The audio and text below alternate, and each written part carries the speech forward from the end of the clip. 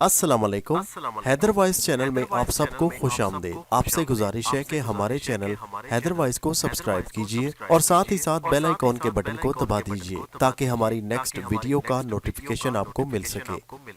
आसिफ जब अपने घर में दाखिल हुआ तो उसने अपनी बीवी नगीन को दरवाजे पर ही बदहवासी के आलम में अपना मुंतजिर पाया। आसिफ उस वक्त काम से वापस आ रहा था। वो मिस्त्रियों के साथ दिहाड़ी का काम करता था। उसे घर आते आते अच्छा खासा अंधेरा फैल चुका था। उसकी अभी 1 साल पहले ही शादी हुई थी। उसके माँ बाप कई साल पहले उसको छोड़कर राहे अदम जा चुके थे। वो इकलौता बेटा था और सिर्फ एक ही बहन थी जो कि शादीशुदा थी। आसिफ की उम्र 22 साल थी। माँ बाप के बाद उसे उसके चाचा ने पाला पोसा था और शादी करके अब उसके कंधों पर जिम्मेदारियां डाल दी थीं। अपनी बीवी को इस हालत में देखकर उसे सख्त हैरानगी हुई। नगीन के चेहरे का रंग उड़ा हुआ था और वो कुछ ज्यादा ही बदहवास दिखाई दे रही थी। वो जैसे ही घर में दाखिल हुआ, नगीन उससे लिपट गई और सिसकने लगी। बीवी के इस तरह के अमल ने उसके दिल में तरह तरह के वसवसे और बातें डालना शुरू कर दी। उसने झट पूछा, नगीन क्या बात है?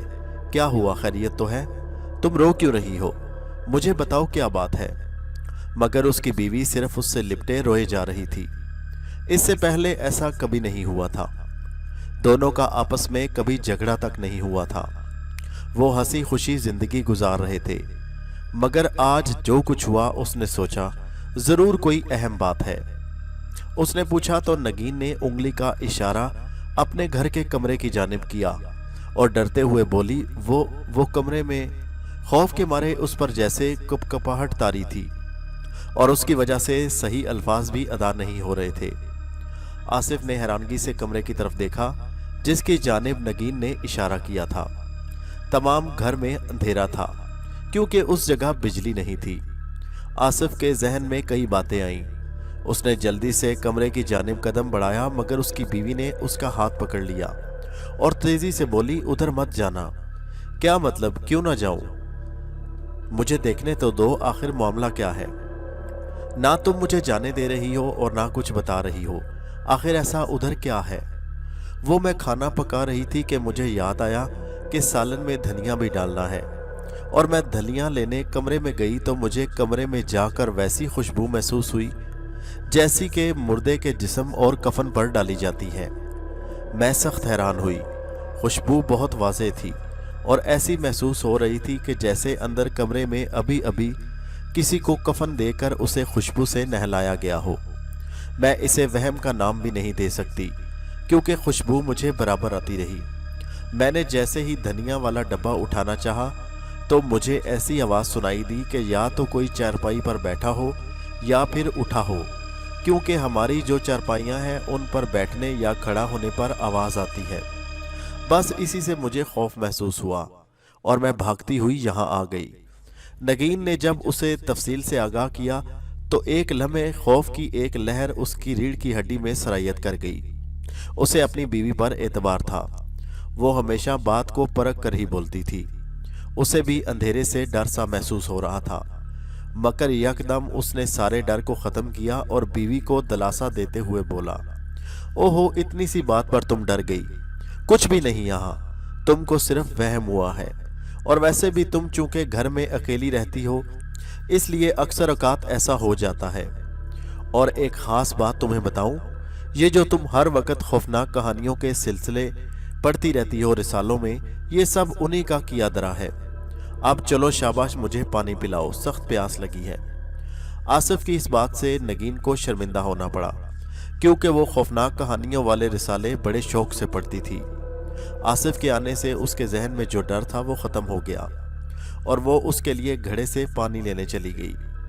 आसिफ कमरे में दाखिल हुआ तो उसे किसी किस्म की बू का एहसास नहीं हुआ। वो काफ़ी देर तक कमरे में खड़ा रहा, फिर अपनी बीवी से बोला, मुझे तो यहाँ कुछ महसूस नहीं हुआ।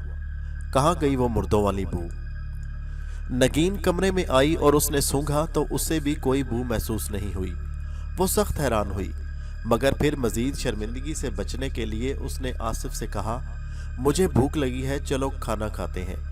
और वो दोनों खाना खाने लगे। आसिफ दूसरे दिन असर के वक्त ही वापस आ गया। जब शाम होने लगी तो उसने आगे बढ़कर अपने घर के दोनों कमरों के दरवाजे बंद कर दिए, क्योंकि देहातों में अक्सर लोग शाम के वक्त कमरों के दरवाजे बंद कर देते हैं। वो नमाज पढ़ने चला गया। मगरिब की नमाज पढ़कर वो घर आया और किसी काम से कमरे में दाखिल हुआ तो यकायक उसकी नाक में अजीब सी खुशबू उमड़ कर आई। उसने तेजी से सूंघा तो उसे महसूस हुआ कि ये खुशबू तो वही है जो मुर्दे के कफन पर लगाते हैं। खुशबू बड़ी वाज़ेह थी और नगीन ने बिल्कुल सच कहा था। उसने तेजी से कमरे का दरवाज़ा बंद कर दिया। वो सख्त परेशान हो गया। वो काफ़ी अरसे से इस घर में था। उसके वालिदैन भी इसी घर में इन्हीं कमरों में रहते थे, मगर कभी भी ऐसा कुछ नहीं हुआ था। तो फिर अब ऐसा क्यों हो रहा था? उसे परेशानी के साथ साथ खौफ भी लाहक हो गया। उसने सोचा कि उसे ज़रूर किसी अल्लाह वाले से बात करनी चाहिए, वरना हो सकता है उनको कोई ख़तरा लाहक हो जाए। उसने इस किस्म के कई किस्से सुन रखे थे। बहरहाल वो जितना सोचता उतना ही उलझता चला गया। खाना खाने के बाद वो मज़ीद तसल्ली के लिए कमरे में आया तो अब उसे किसी किस्म की बू महसूस नहीं हुई। उसने कई बार ज़ोर ज़ोर से सूंघा, मगर खुशबू होती तो महसूस होती। वो इस अचंभे पर सख्त हैरान हुआ। शाम को उसने वाज़ेह खुशबू सूंघी थी, मगर अब नहीं थी।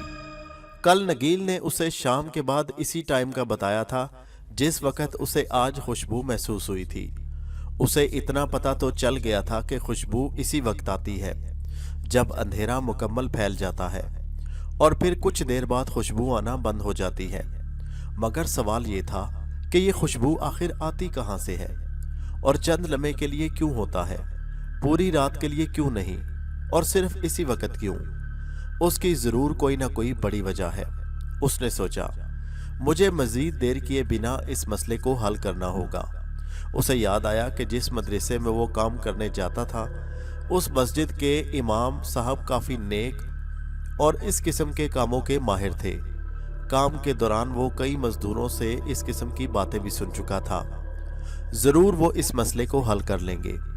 रात उसने कांटों पर गुजारी। सुबह उसने काम पर जाते हुए मिस्त्री को राह में मुकम्मल तफसील से आगाह किया तो मिस्त्री ने भी उसे वही मशवरा दिया कि तुम जैसे ही पहुंचो उसी वक्त कारी साहब से मशवरा कर लेना। आसिफ जैसे ही मदरसे में पहुंचा, बाकी मजदूर और मिस्त्री तो काम करने की सेटिंग करने लगे, मगर वो सीधा मदरसे से मलहिका मस्जिद में चला गया। वहां बच्चे भी पढ़ते थे। उसने एक बच्चे से कारी साहब का पूछा तो उसने बताया कि वो किसी काम से बाहर गए हैं, 1 घंटे बाद वापस आ जाएंगे। तो उसने सोचा जब तक कारी साहब वापस आ जाएंगे तो फिर उनसे बात करूंगा। टाइम गुजर गया, फिर खाने के लिए काम बंद किया गया। खाना आराम से खाने के बाद वो सीधा कारी साहब के पास गया जो कि अपने कमरे में मौजूद थे। कमरे के दरवाजे पर उसने चप्पल उतारी और इजाज़त लेकर कमरे में दाखिल हुआ। सामने दोजानू होकर बैठ गया। हाँ भाई बोलो, क्या बात है? कारी साहब ने दरियाफ्त किया। कारी साहब, दरअसल मैं एक काम से हाजिर हुआ हूँ। कौन सा काम? कारी साहब, कुछ पुरस्रार मसला इन दिनों हमारे घर में रुनमा हो रहा है, इसलिए आपसे मदद दरकार है। पुरस्रार मसला? कारी साहब ने चौंकते हुए कहा, क्या मसला है? फिर आसिफ ने उनको तफसील से तमाम बातों से आगाह किया जो नगीन और उसके साथ रुनमा हो चुका था। कारी साहब नहायत तवज्जो और ध्यान से उसकी बातें सुनते रहे। जब वो अपना मसला बयान कर चुका तो कारी साहब बोले, अच्छा तो ये बात है। जी कारी साहब, हम बहुत परेशान हैं। मैं चूँकि दिन के वक्त अक्सर औकात घर में नहीं होता और बीवी अकेली होती है, इसलिए मुझे डर है कि कहीं अकेले में उसके साथ कोई मसला न बन जाए। इसलिए मुझे मिस्त्री नूर अहमद ने आपका बताया और मैं उम्मीद के साथ आपके पास आ गया। कारी साहब, हमें इस परेशानी से निजात दिलाएं। हम पर आपका ये बहुत बड़ा एहसान होगा। आसिफ ने आजिज़ी से कहा, तुम फिक्र मत करो, इंशाल्लाह इस मसले का हल निकल आएगा। लेकिन इससे पहले मुझे मालूम करना है कि आया घर में कोई जिन्नात है या कोई तावीज़ वगैरह। और तुमने जिस खुशबू का जिक्र किया है वो अक्सर काले जादू की कारस्तानी होती है। आसिफ ये सुनकर दंग रह गया। उसे अचानक परेशानी ने आ घेरा और उसका दिल बैठने लगा। उसका मुंह लटक गया। काले जादू के बारे में उसने कई बातें सुन रखी थी जिन्हें जहन में दोहराते वक्त वो खौफ से लरजने लगा। कारी साहब ने उसके लटके हुए मुंह को देखकर कहा, आसिफ तुम परेशान मत हो, इतनी जल्दी काला जादू असर नहीं दिखाता, उसे असर करने में वक्त लगता है। शुक्र करो कि तुम वक्त पर मेरे पास आ गए। अब तुम ऐसा करो कि जब यहाँ से घर जाओ तो आधा पाव गोश्त लेते जाना। रात जब सोने लगो तो उस कमरे में जहाँ पर ये शिकायत है किसी खाली प्लेट में रख देना, फिर कमरे का दरवाज़ा बंद करके सो जाना। रात को उस कमरे में बिल्कुल नहीं जाना। सुबह उठ के कमरे में देखना, अगर गोश्त उसी तरह पड़ा है जैसा तुमने रखा था तो ये वाज़े इशारा है कि घर में जिन्नात नहीं बल्कि कोई और ही मसला है। अगर गोश्त गायब हुआ और खाली प्लेट पड़ी हुई तो फिर इसका मतलब ये है कि घर में जिन्नात हैं। ठीक है, अब तुम जाओ देखो, और हाँ, नमाज की खास पाबंदी किया करो। आसिफ ने तमाम बातें जहन नशीन कर लीं और कारी साहब से इजाज़त लेकर कमरे से बाहर निकल आया और काम पर लग गया। शाम का वक्त उसने जैसे तैसे करके पास किया। जब काम से छुट्टी हुई तो उसने घर आते हुए बाजार से एक पाव गोश्त लिया, अपने पकाने के लिए और आधा कमरे में रखने के लिए ले लिया। वो अलग से उसने पैक करवाया। घर आकर उसने अपनी बीवी को सारी दास्तान सुनाई और रात का खाना खाकर उसने डरते डरते गोश्त खाली प्लेट में रखकर कमरे में एक जगह मेज पर रख दिया और दिल में हजार सोचें लिए सो गया। सवेरे आंख खुलते ही वो कमरे में आन पहुंचा। उसने प्लेट की तरफ देखा तो उसके होश उड़ गए। प्लेट में जरा भी गोश्त नहीं था और खाली प्लेट उसका मुंह चिढ़ा रही थी। उसने खौफजदा अंदाज में कमरे में एक गहरी नजर दौड़ाई और प्लेट उठाकर बाहर आ गया। उसने बीवी को परेशान करना मुनासिब नहीं समझा और उससे बहाना कर दिया कि हो सकता है कोई बिल्ली वगैरह गोश्त खा गई हो, क्योंकि गोश्त को हमने ऐसे ही रख दिया था। उसने मजीद तसल्ली के लिए बीवी से कहा कि एक मर्तबा गोश्त गायब होने से वो कोई राय कायम नहीं कर सकता। आज चूंकि जुमा है और काम से छुट्टी है, इसलिए मैं आज कारी साहब के पास नहीं जाऊंगा, बल्कि आज रात फिर गोश्त रखूंगा और ऐसी जगह रखूंगा जहां बिल्ली ना हो। अगर अगली सुबह भी यही हाल हुआ तो फिर हफ्ता को वैसे भी काम पर जाना है, लिहाजा मैं कारी साहब को बता दूंगा। ये सुनकर बीवी मुतमईन हो गई, मगर सारा दिन आसिफ के दिमाग में बेशुमार परेशानी और वसवसे बनते और बिगड़ते रहे। शाम में वो फिर गोश्त लाया और एक कदरे ऊंची जगह पर प्लेट में रखकर मुतमईन हो गया। सवेरे जब उठा और कमरे में आया तो प्लेट ऊंधी पड़ी थी और गोश्त गायब था। उसने फिर इसे बिल्ली का करिश्मा ही कहा, क्योंकि उसका ख्याल था कि अगर वाकई जिन्नात उसे खाते तो प्लेट उधर ही रहती। जिन्नात के लिए ये कोई मुश्किल काम था। हफ्ते वाले दिन मटेरियल ना होने की वजह से वो काम पर नहीं जा सका। शाम को वो फिर गोश्त लाया और इसी तरह कमरे में रख दिया। रात का न जाने कौन सा वक्त था जब उसकी आंख एक झटके से खुली। उसे ऐसा लगा कि जैसे उसकी चारपाई के नीचे कोई छोटी बकरी गुजरी हो। उसने तेजी से नीचे झुककर देखा, मगर वहां बकरी तो क्या, बकरी का साया भी मौजूद नहीं था। उसने तेजी से इधर उधर गर्दन घुमाई, मगर वहां कुछ भी नहीं था। चांद की चांदनी में उसे हर चीज वाज़ेह दिखाई दे रही थी। वो हकीकत में डर गया था। उसका दिल जोर जोर से धड़कने लगा और उसके दिमाग में खौफ का सहर छाने लगा। उसने अपनी बीवी को देखा जो बड़े आराम से चारपाई पर गहरी नींद सो रही थी। वो तेजी से उठा और घड़े में से पानी गिलास में उंडेल कर एक ही सांस में पी गया। चंद लम्हे तक वो इसी वाक़े पर गौर करता रहा। किसी भी हालत में उसे वो वहम का नाम नहीं दे सकता था, क्योंकि उसने जागती आंखों से बकरी के बच्चे को देखा था कि अचानक चारपाई को ऊपर उठता हुआ देखा। फिर चारपाई नीचे आ गई। उसका दिल जैसे हलक में आ गया और पसीना उसके माथे पर निकल आया। इससे पहले ऐसा कभी नहीं हुआ था। अब उसे यकीन हो गया कि गोश्त का गायब होना इस बात की दलील है कि वाकई इस कमरे में कोई आसेब मौजूद है। अभी वो इन्हीं सोचों में गुम था कि अचानक उसकी बीवी वाली चारपाई 3 से 4 फीट और ऊपर हवा में बुलंद हुई और तेजी से हवा में ही उलट गई। उसकी बीवी धड़ाम से जमीन पर आ गिरी। उसकी बीवी के मुंह से एक भयानक चीख निकली। वो तेजी से अपनी बीवी की जानिब लपका। चारपाई अभी तक फजा में इसी तरह मौलिक और उल्टी हुई थी। उसने तेजी से भागकर बीवी को जमीन से उठाया और एक झटके से चारपाई से दूर ले आया। उसकी बीवी ने एक फलक शिगाफ चीख मारी और उससे लिपट गई और रोने लगी। अचानक चारपाई धड़ाम से जमीन पर जा गिरी तो उन दोनों के मुंह से चीख निकली। आसिफ ने बीवी को उठाया और तकरीबन दौड़ता हुआ मकान के दरवाजे से बाहर आ गया। उसका दिल खौफ से ऐसे उछल रहा था कि जैसे अभी बाहर निकल आएगा। पसीने से उसके सारे कपड़े भीग चुके थे। वो बुरी तरह ऐसे हाँप रहा था जैसे वो मीलों का सफ़र दौड़कर तय करके आया हो। उसकी बीवी का हाल भी उससे मुख्तलिफ नहीं था। वो थर थर काँप रही थी। उसकी फटी फटी निगाहें दरवाजे की जानिब मरकूज थीं। अचानक उनको बर्तनों के गिरने की आवाज़ें सुनाई देने लगीं। बर्तनों के गिरने की आवाज़ खासी बुलंद थी और बर्तन ऐसे गिर रहे थे जैसे उनको कोई जानबूझकर ज़मीन पर पटक रहा हो।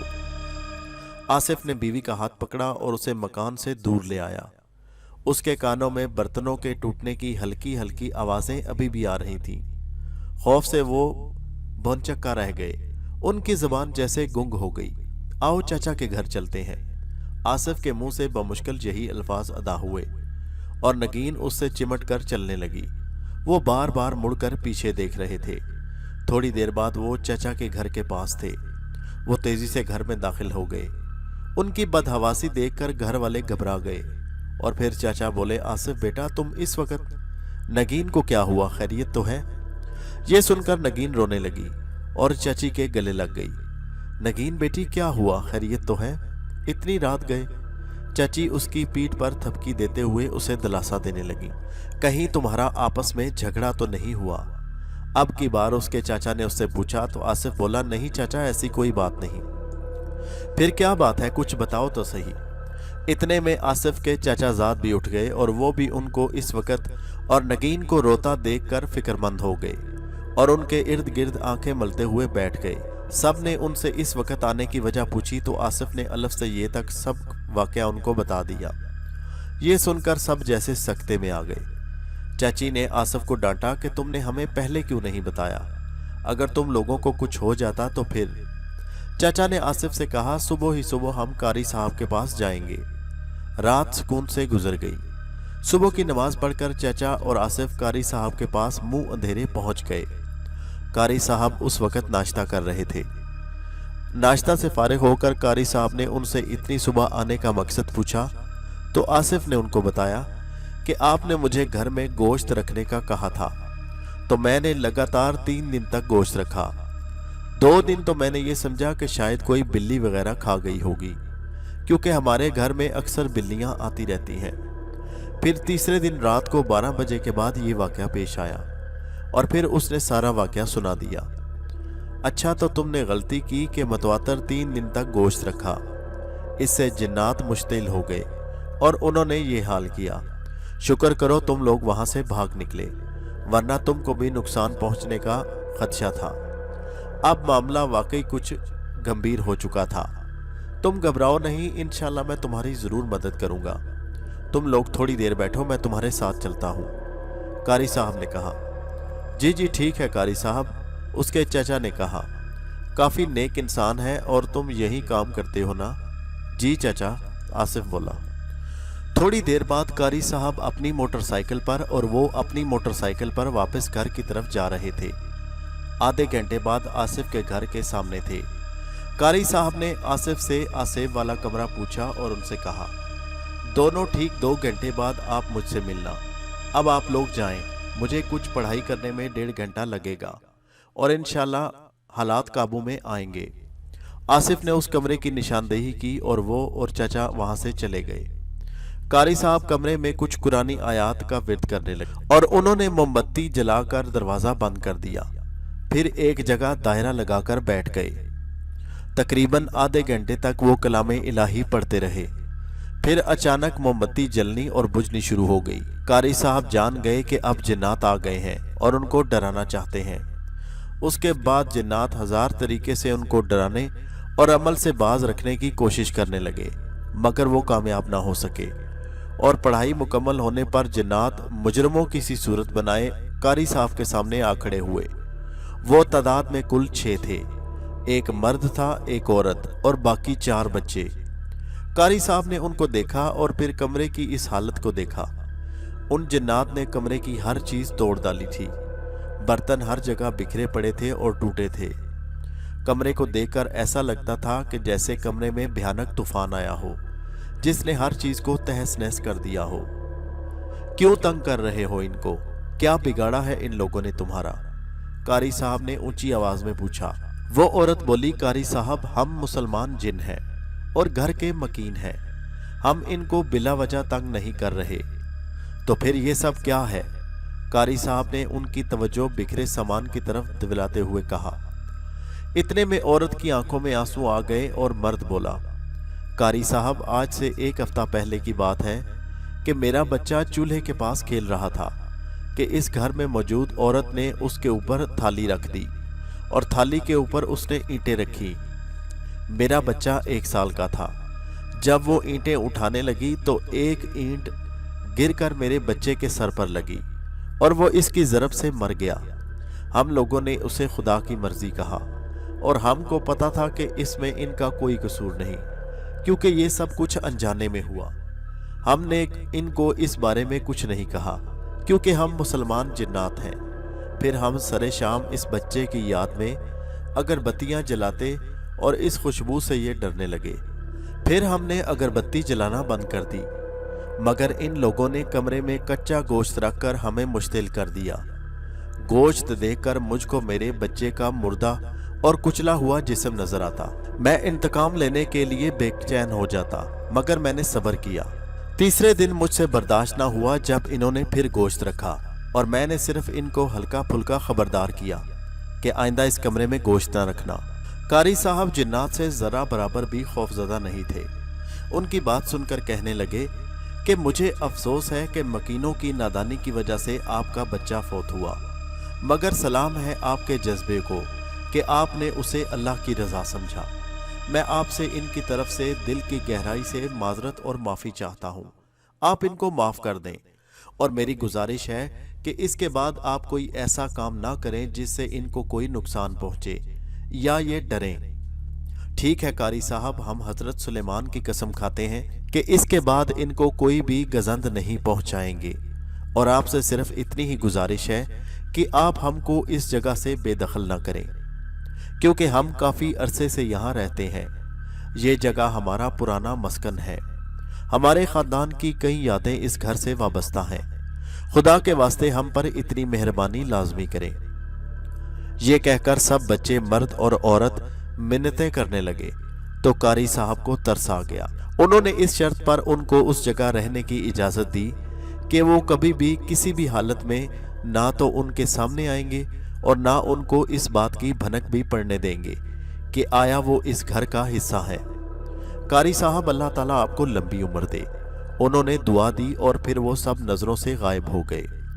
कारी साहब कमरे से बाहर निकले तो गेट पर आसिफ और उसके चाचा को अपना मुंतजिर पाया। सुनाए कारी साहब, शुक्र है कि आप सलामत वापस आ गए। आसिफ के चाचा ने बेसब्री से कहा। हाँ, सारा मसला हल हो गया।